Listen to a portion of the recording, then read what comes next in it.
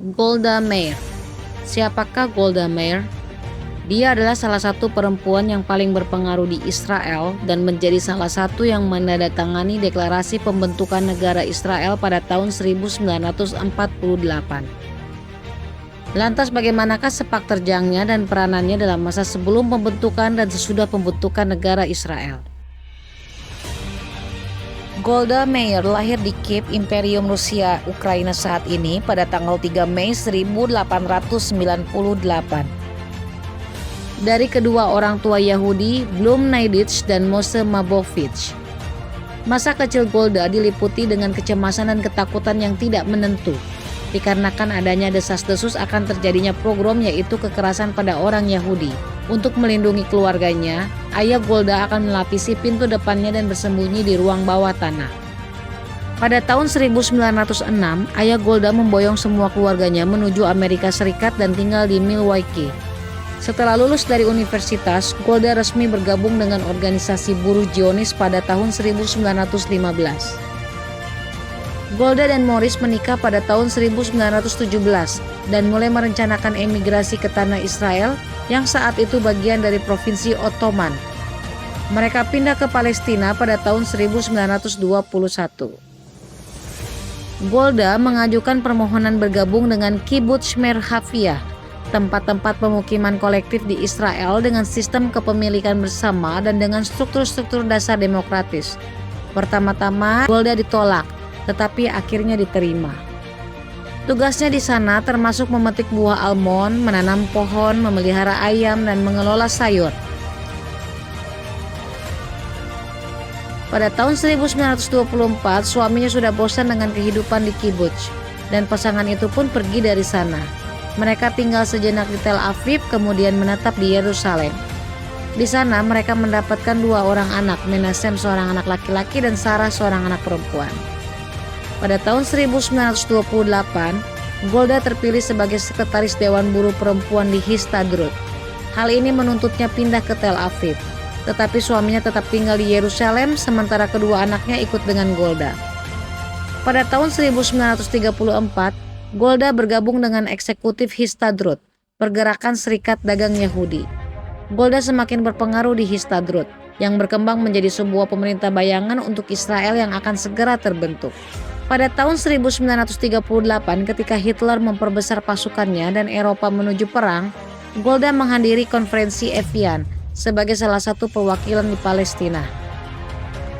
Di sini 32 negara di seluruh dunia membicarakan tentang penderitaan Yahudi Jerman, namun tidak dapat memutuskan apapun. Golda sadar akan nasib yang mungkin terjadi pada Yahudi Eropa, lalu ia bersekutu politik dengan David Ben-Gurion untuk menyelundupkan orang-orang Yahudi secara ilegal ke Palestina. Pada tahun 1947, Perserikatan Bangsa-Bangsa memutuskan untuk membagi wilayah mandat Britania atas Palestina. Tetapi hal ini ditentang keras oleh negara-negara Timur Tengah lainnya dan juga negeri-negeri Muslim.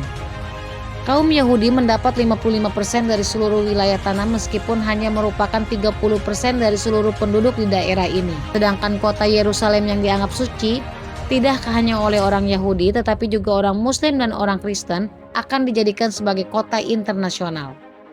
Golda Meir tahu bahwa ketika Israel mendeklarasikan kenegaraan, mereka akan segera diinvasi oleh para tetangga Arab. Karena itu Golda pergi ke Amerika Serikat dan memimpin pengumpulan dana terbesar dalam sejarah Yahudi Amerika. Ia mengatakan kepada orang-orang yang hadir, 6 juta orang Yahudi mati dan Anda bergeming. Ada 1,5 juta orang Yahudi di Palestina. Dan kami akan berjuang. Kami akan mati kecuali Anda menyelamatkan kami. Ketika David Ben-Gurion bertemu dengannya di bandara pada kepulangannya, ia mengatakan kepadanya, "Nyonya, Anda telah menyelamatkan negara Yahudi." Pada 14 Mei 1948, negara Israel didirikan. Golda salah satu dari 38 penandatangan deklarasi kemerdekaan. Hari berikutnya, Israel diserang oleh sebuah pasukan gabungan dari Mesir, Suriah, Lebanon, Transjordan, dan Irak. Golda memperoleh paspor Israel pertama dan pergi ke Amerika Serikat untuk mengumpulkan dana untuk negara yang baru itu. Dalam perang antara Arab Israel pada tahun 1948 sampai 1949, Golda kembali ke Amerika Serikat untuk mengumpulkan dana dan sekali lagi sangat sukses. Israel bisa memenangkan peperangan ini dan malah merebut kurang lebih 70% dari luas total wilayah daerah mandat PBB Britania Raya Palestina. Perang ini menyebabkan banyak kaum Palestina mengungsi dari daerah Israel. Tetapi di sisi lain tidak kurang pula kaum Yahudi yang diusir dari negara-negara Arab lainnya. Posisi pertama Golda setelah gencatan senjata adalah duta besar untuk Moskwa. Tahun 1949 setelah menjadi duta besar, Golda dipilih menjadi anggota Knesset dan menjadi sebagai Menteri Tenaga Kerja dan Pengembangan dengan tanggung jawab untuk gelombang besar para korban Holocaust yang masih hidup dan Yahudi Arab yang terakhir melarikan diri dari penyiksaan oleh tetangga-tetangga Israel.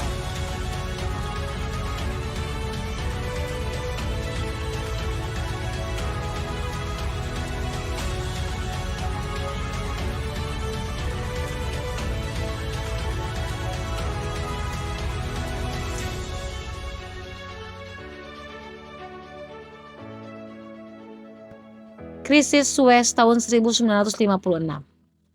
Penyebab utama konflik ini adalah nasionalisasi terusan Suez oleh Presiden Mesir Gamal Abdul Nasser. Tindakan ini memicu reaksi keras dari Britania Raya, Prancis, dan Israel yang khawatir akan kehilangan kontrol atas jalur maritim vital ini.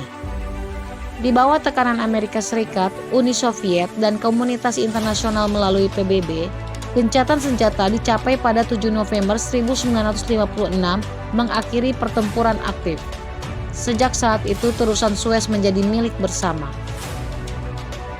Tahun 1960, Golda menghadap PBB untuk memberi alasan tentang penculikan Israel terhadap pemimpin Nazi yang keji Adolf Eichmann. Eichmann adalah penanggung jawab rencana Hitler untuk menghapuskan Yahudi Eropa. Pada 1960, ia satu-satunya pemimpin Nazi yang hidup. Setelah perang, Eichmann kabur ke Argentina, tapi agen intelijen militer Israel Mossad mencium keberadaannya. Israel ingin mengajukan Eichmann ke persidangan, tetapi mereka tidak punya perjanjian ekstradisi dengan Argentina. Jadi pemerintah Israel menculiknya.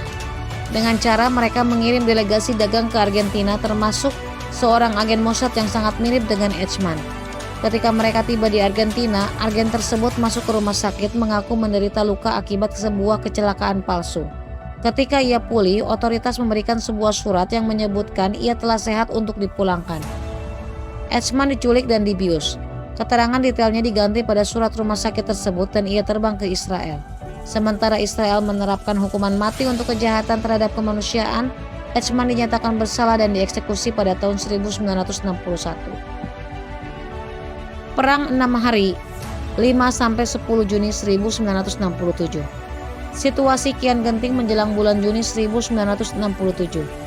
Israel mengulangi pernyataan Paskah 1956 bahwa penutupan selat Tiran bagi industri pelayarannya akan menjadi casus belli.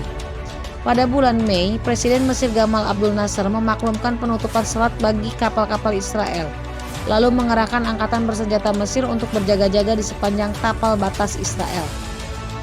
Pada tanggal 5 Juni, Israel melancarkan serangan yang diklaimnya sebagai serentetan serangan udara dini terhadap lapangan-lapangan terbang Mesir.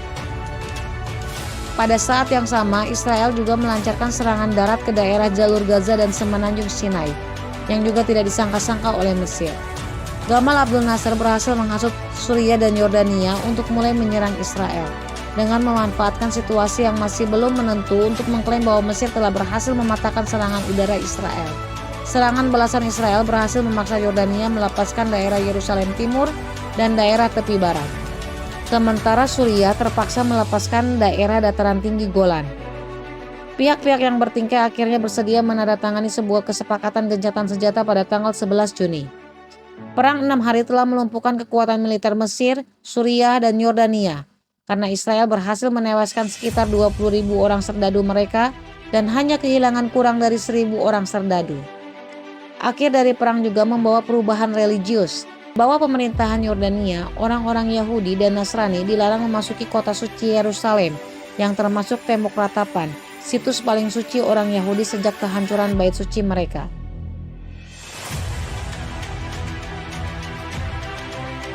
Pada tahun 1968, Golda pensiun. Pada tahun 1969, Golda terpilih menjadi Perdana Menteri. Pada tahun 1972, pembunuhan tim Olimpiade Israel oleh PLO, Organisasi Pembebasan Palestina. Pada tanggal 5 September 1972, kelompok September Hitam atau Black September yang terdiri dari orang-orang Palestina menyandra dan membunuh 11 atlet Israel dan seorang polisi. Golda memberikan wewenang kepada Mossad untuk membunuh anggota-anggota Operasi September Hitam dan PFLP, Front Rakyat untuk Pembebasan Palestina, dimanapun juga mereka ditemukan.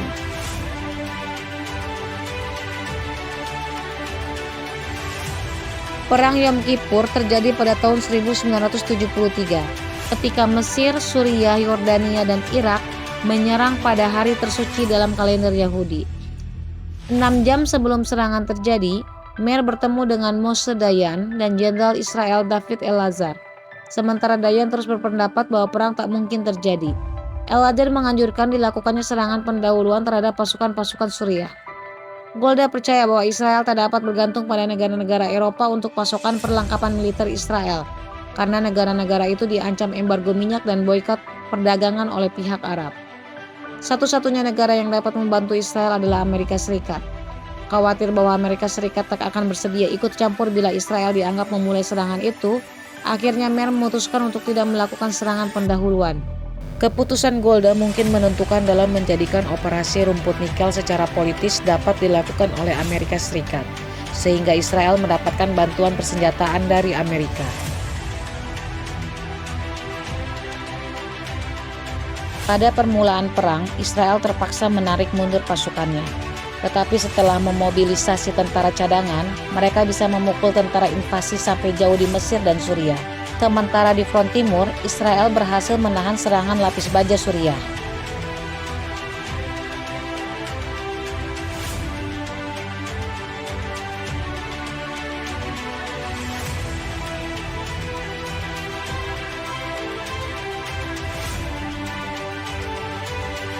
Perang ini berakhir dengan kemenangan Israel dan kekalahan telak Mesir.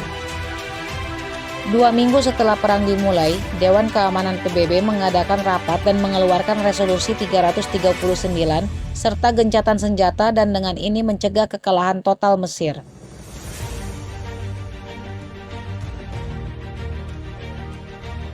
Setelah perang berakhir, banyak terjadi protes di Israel sampai-sampai Perdana Menteri Golda Meir dan Menteri Pertahanan Moshe Dayan dari Partai Buruh, serta Panglima Angkatan Bersenjata Israel David Elazar harus mengundurkan diri.